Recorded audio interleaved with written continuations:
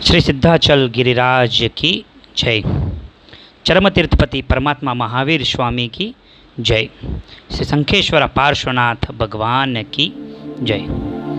आज हम एक ऐसी कहानी देखेंगे जो कहानी सम्रादित्य महाकथा में बताई गई है। यह छोटी सी उपनय कथा में हम कहाँ पे खड़े हैं, क्या कर रहे हैं, हमें क्या करना चाहिए और हम क्या कर रहे हैं, इसकी वजह से हम कहाँ जा सकते हैं, इसका सुंदर विवेचन यह छोटी सी उपनय कथा में कहा गया है। चलो तो हम यह सम्रादित्य महाकथा में बताई हुई उस कहानी की तरफ चलते हैं। यह कथा में धर्मघोष सूरीश्वर जी महाराजा ने यह सुंदर छोटी सी कहानी बताई है। कहानी में बताते हुए आचार्य महाराज बताते हैं कि जीवराज नाम का एक पुरुष था। दरिद्रता ने उसको पकड़ लिया था। उसने घर बार छोड़कर प्रदेश जाने का सोच लिया और वह अपना घर बार को छोड़कर प्रदेश चलने के लिए निकल गया। वो चलता ही गया। उसने अपना गांव छोड़ा, नगर छोड़ा, बहुत सारे भयंकर जंगल को भी छोड़ते हुए वो आगे चला जा रहा है। अभी एक जगह पे वो अपना मार्ग भूल गया और वो घनघोर जंगल में जाकर खड़ा हो गया।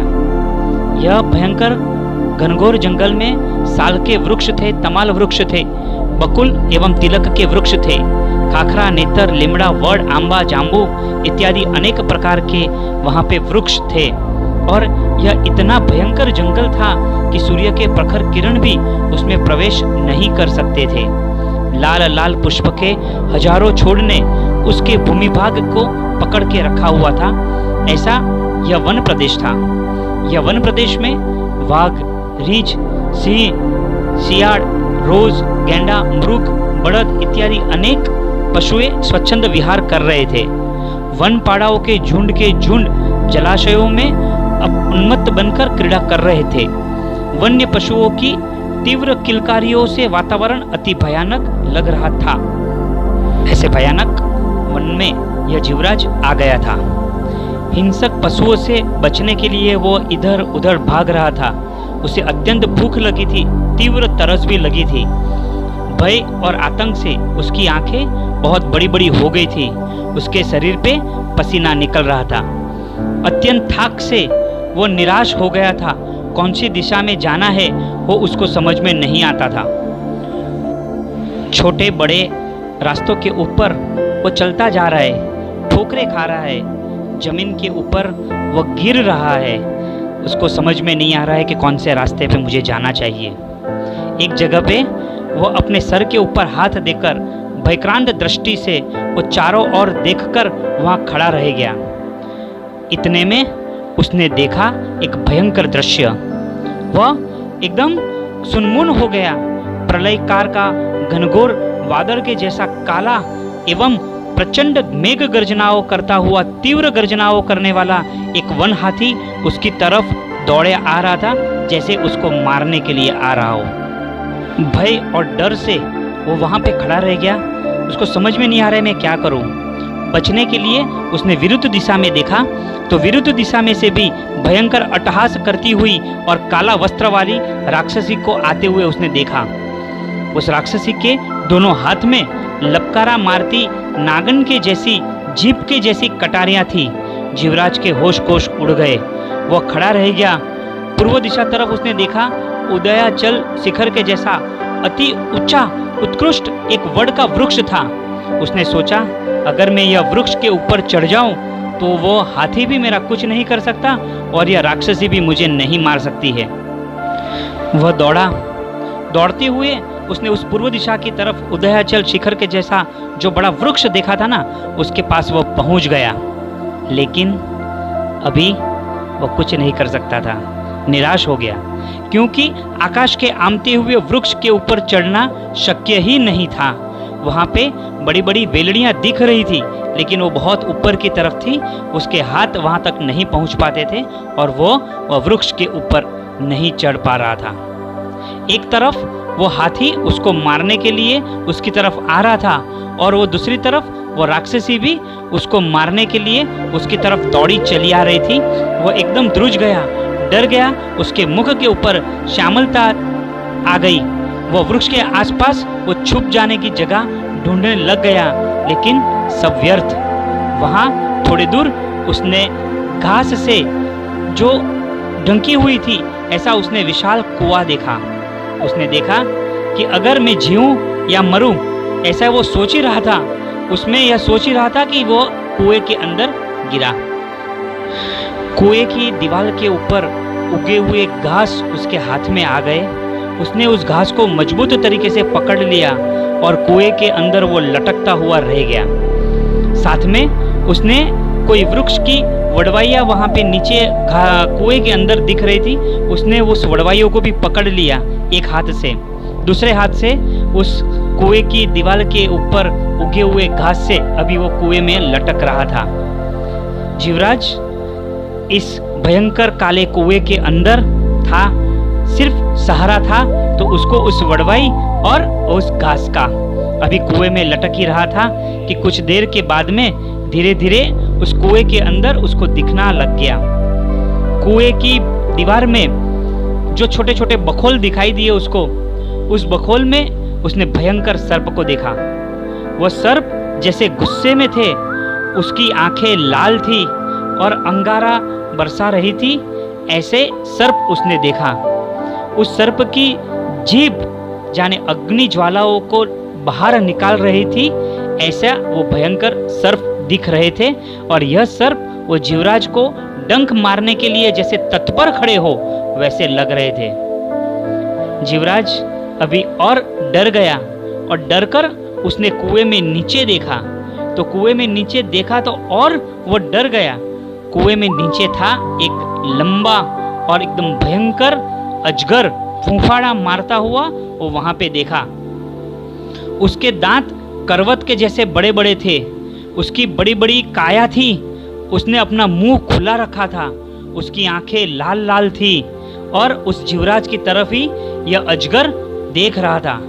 अजगर शायद ऐसा ही सोच रहा था और इसीलिए उसने मुंह खुला रखा था कि जैसे ही यह पुरुष नीचे गिरे और उसको मैं खा जाऊं। इस तरह से अजगर मुंह खुला और उसकी तरफ ही देख रहा था। जीवराज बहुत ही घबरा गया। उसने ऊपर देखा, घास का सिर्फ सहारा था, उस वड़वाइया पकड़कर वो लटक रहा था। उसने सोचा कि यह जिस पकड़ के रखा हूँ तब तक मैं जिंदा हूँ, और नीचे गिरा तो मैं वहाँ गया, और अगर यह बड़े बड़े सर्प ने अगर आके मुझे डस लिया तो मेरा जीवन यहीं समाप्त हो जाएगा। यह सोच ही रहा था कि और उसने एक भयंकर दृश्य देखा। उसने जिस वड़वाइयों को पकड़ के रखा हुआ था ना, जिसकी वजह से वो कुएं में लटक के रहा था, उस वड़वाइयों को दो उंदर बड़े बड़े कुत्ते जैसे यह उंदर उस वड़वाइयों को अपने तीक्ष्ण दांतों से काट रहे थे। उसमें एक उंदर सफेद रंग का था और दूसरा रंग काला था। एक बाजू वो जिस वड़वाइयों को पकड़ के वो खड़ा था ना, वो वड़वाई हिल रही थी, क्योंकि उस वनराज हाथी ने जिस वड़वाइया ये कुएं के अंदर आ रही थी उस वृक्ष को ऐसे जोर से अपना सर पटका रहा था जैसे उस वृक्ष को जड़मूड़ से उखाड़ रहा हो, ऐसा दम पछाड़ा कर रहा था यह वनराज हाथी। इसकी वजह से यह वड़वाइयाँ भी हिल रही थी। यह जीवराज डर गया कि अगर यह ज्यादा हुआ तो मेरे हाथों से यह वड़वाई छूट जाएगी और मैं कुएं में गिर जाऊंगा। और जैसे ही नीचे गिरा तो वह अजगर तैयारी था उसको खाने के लिए। जीवराज ऐसे डर कर आंख बंद ही किया था और उसके सर के ऊपर एक बूंद गिरा। उसने आंख खोलकर देखा तो ऊपर एक मधपुड़ा देखा। जिस वड़वाइयों को उसने पकड़ के रखा था उस वृक्ष को वो वन हाथी उसको तोड़ने की कोशिश कर रहा था, उसकी वजह से वो वृक्ष हिल रहा था। और उस वृक्ष के ऊपर इस मधुचत्ते को उसने देखा, मधुचत्ता हिल रहा था और उसमें से यह मधु बिंदु नीचे गिर रहा था।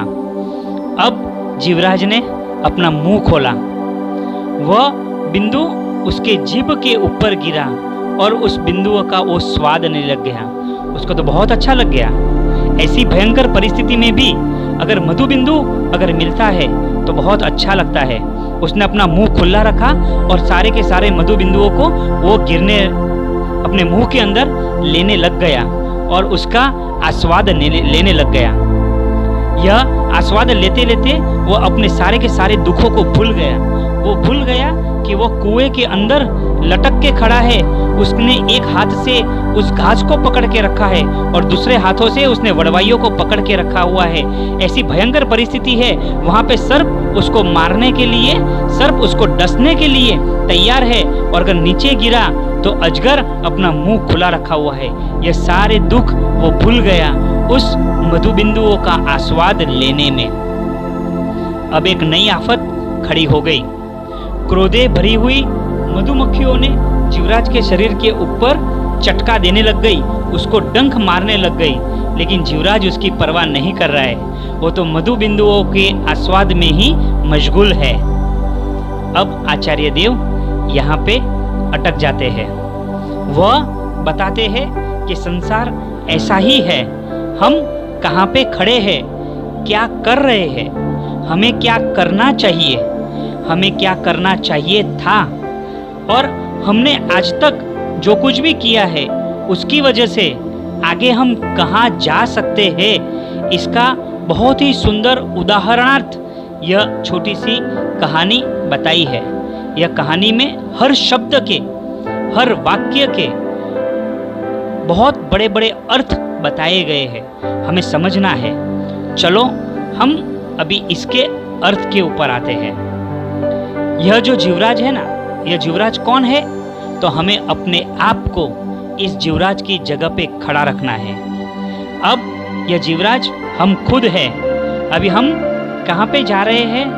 हमने अपने घर बार को छोड़कर हम चले जा रहे हैं। तो यह सब हम अपने जितने बार जन्म और मरण हुए हैं, जितनी बार जन्म और मरण हुए हैं ना, यह जन्म मरण हमने एक शरीर छोड़ा, दूसरा शरीर लिया, दूसरा शरीर छोड़ा, तीसरा शरीर लिया, तीसरा शरीर छोड़ा, चौथा शरीर लिया, एक के बाद एक हम इस तरह से वेश छोड़ते हुए जा रहे हैं। अभी हम एक जगह पे जो भूले पड़े हुए हैं ना, जंगल में, तो यह भूले हम कहाँ पड़े हुए? तो जहाँ भूले पड़े हुए हैं ना, यह समझना है इस चार गति में, कभी नरक गति, कभी देव गति, कभी मनुष्य गति, तो कभी तिर्यंज गति। इस चार गति के अंदर हम भूले पड़े हुए हैं। इस संसार सागर के अंदर हम भूले पड़े हुए हैं। हमें अभी तक मोक्ष प्राप्त नहीं हुआ है, इसलिए हम यह चारों गति के अंदर भूले पड़े हुए हैं। आगे जो वन जीवराज को मारने के लिए बड़ा सा भयंकर बड़ा वन हाथी था ना, वो वन हाथी कौन है? वन हाथी हमारा मृत्यु है। एक दिन हमें मृत्यु के शरण तो होना ही है। जन्म अगर हमारा हुआ है तो हमारा मृत्यु अवश्य होने वाला है।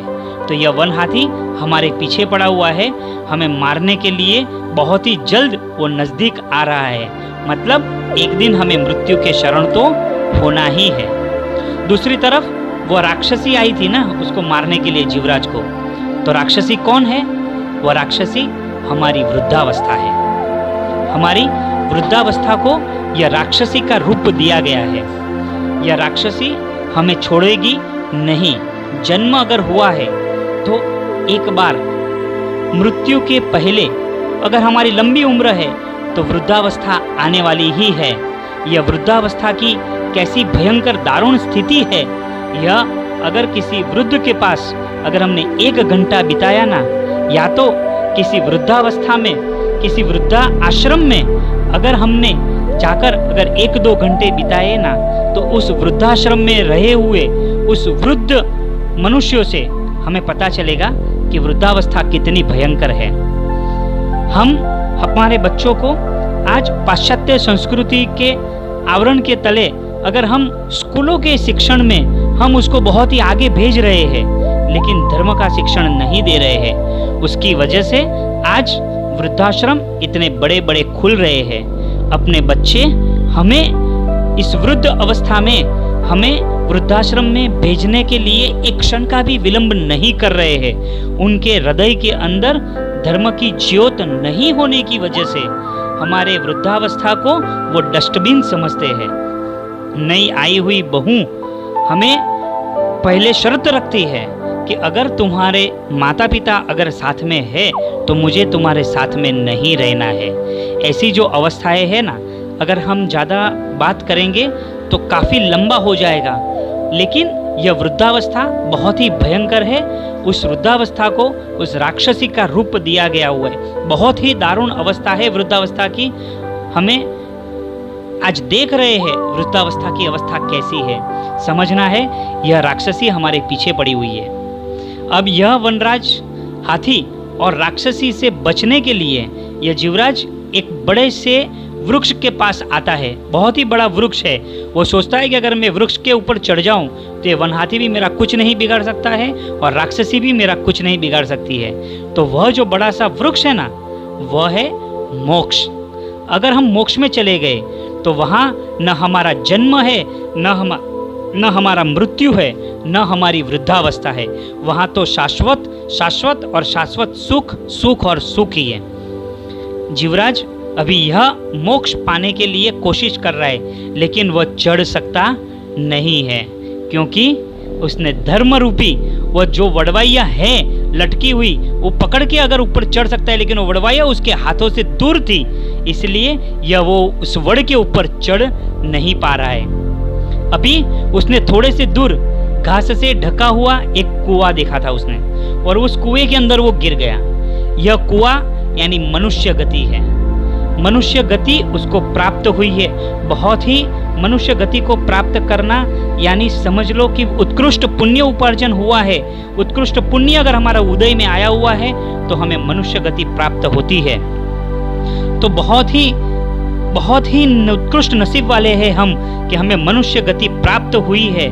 तो अभी यह मनुष्य गति में करने वाले कार्य हमें करने हैं, लेकिन यहाँ पे यह मनुष्य गति रूप कुएं में हम गिरे हुए हैं। अभी वहां पे उसने देखा था ना कि दीवार में छोटी छोटी बखोल के अंदर वो भयंकर सर्प थे। यह सर्प यानी 4 कषाय है। हम इस कषाय के दावानल के अंदर हम फंसे हुए हैं। यह कषाय रूपी सर्प हमें डसने के लिए तैयार ही है।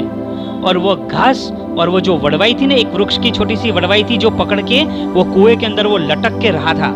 यह घास और वड़वाई यानी हमारा आयुष्य है। यह समझ के रखना कि यह आयुष्य उतना ही है जितनी देर तक हम वह पकड़ के खड़े हुए हैं। अगर जैसे ही हमारा आयुष्य खत्म हुआ वैसे ही हम नीचे गिरेंगे। अगर हमने अच्छा कार्य नहीं किया हुआ है तो हम नीचे गिरेंगे, और अगर हमने अच्छा कार्य किया हुआ है तो उस वड़वाइयों को पकड़ के हम आगे ऊपर की तरफ चले जाएंगे। अभी यह समझना है कि वह आयुष्य हम किस तरह से पूर्ण करेंगे, ऊपर की तरफ जाएंगे या नीचे की तरफ जाएंगे। अभी यहाँ पे मधुबिंदु देखा था ना हमने। मधुबिंदु को आस्वाद लेने में वह अपने सारे के सारे दुख को वो भूल गया। यह मधुबिंदु यानी अपने इंद्रियों का भोग सुख है। हमें जो आज मनुष्य जन्म में जो पंच इंद्रिय मिली हुई है, इस पंचेंद्रिय के सुख के अंदर हम सब चीज भूल जा रहे हैं। हम कहाँ पे खड़े हैं, क्या कर रहे हैं, मनुष्य जन्म हमें क्यों मिला हुआ है, मनुष्य जन्म में हमें क्या करना है, किस तरह से मनुष्य जन्म का उपयोग हमें करना है। लेकिन यह सब भूलकर हम इंद्रिय सुखों के अंदर इस मधु बिंदुओं का स्वाद लेने के अंदर ही हम अपना जीवन पूर्ण करते हैं। अभी यह मधुमक्खी यानी आदि व्याधि यानी उपाधि, यह आदि व्याधि उपाधि रूप मधुमक्खियां हमें चटका भरती है, बहुत दुख देती है, लेकिन हम तो मधुबिंदु के सुख के अंदर ही रहते हुए हैं। यह सारा का सारा हम भूल जाते हैं। अब नीचे अजगर देखा था ना, मुंह खुला हुआ था, लाल लाल भयंकर आंखें थी। तो यह अजगर यानी नरक गति।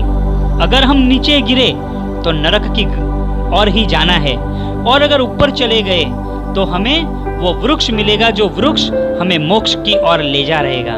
कहाँ जाना है यह हमें समझना है। यह महाराज ने, धर्मघोष सुरेश्वर जी महाराजा ने विषय सुखों के बारे में बहुत ही सुंदर तरीके से हमें यह उपनय कहानी के साथ हमें समझाया है।